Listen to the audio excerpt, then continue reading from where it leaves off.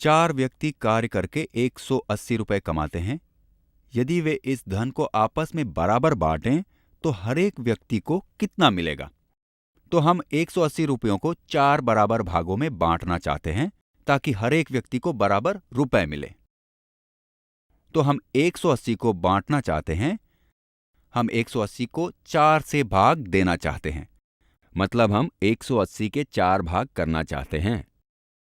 लेकिन हम में से ज्यादातर यह तुरंत नहीं कर पाते, इसलिए हमें कुछ भाग करने की जरूरत है। इसी कथन को लिखने का दूसरा तरीका है 4 से भाग करते भाग देते हैं 180 में। यदि हम इस तरह लिखें तो इसे हल करना आसान होता अगर इनमें से किसी में एक से अधिक अंक होते, विशेषकर वह संख्या जिसे हम भाग दे रहे हैं उसमें एक से अधिक या 2 या 3 या 4 अंक होते हैं। तो अब सबसे पहले देखते हैं, क्या यह 4 1 को विभाजित कर सकता है? नहीं, 4 1 को विभाजित नहीं कर सकता, यह 1 से बड़ा है। इसलिए आप यहाँ एक शून्य रख सकते थे, लेकिन ऐसा करने की बजाय हम कहते हैं हम थोड़ा दाएं तरफ बढ़ते हैं और कहेंगे 4 1 के भाग नहीं कर सकता, लेकिन यह 18 के भाग कर सकता है। 4 गुणा 4 है 16, इसलिए यह 18 को कम से कम 4 बार भाग कर सकता है। मैं इसे लिखता हूँ 4 गुणा 4 बराबर 16, यहाँ 18 में भाग जाता है।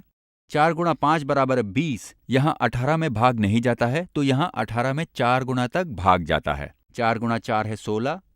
अब हम घटाते हैं, असल में हमें यहाँ शेष मिलता है। 18 घटा 16 है 2।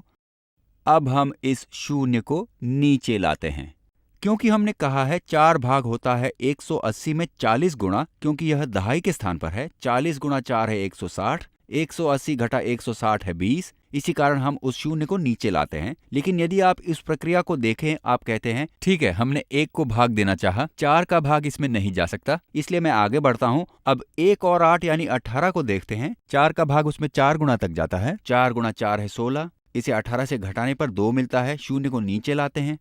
अब 4 का भाग 20 में कितने गुणा तक जाता है? हमने इसे यहाँ लिखा है 4 गुणा 5 बराबर है 20।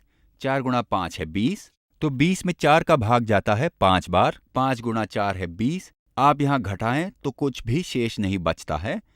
180 को 4 से भाग दें तो यह बराबर होगा 45 के।